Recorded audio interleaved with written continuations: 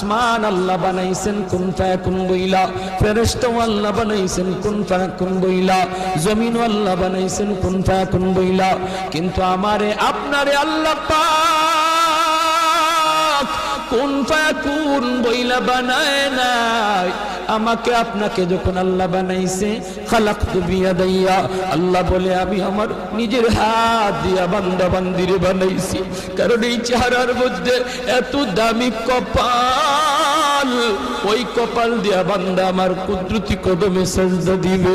এই কপালটার এত দাম, এই কপাল কুন ফায়াকুন বললে হয় না, এই কপাল ফেরেশতাদের হাতে বানাইলেও হয় না, আমি আল্লাহ নিজের হাতে বানাইছি।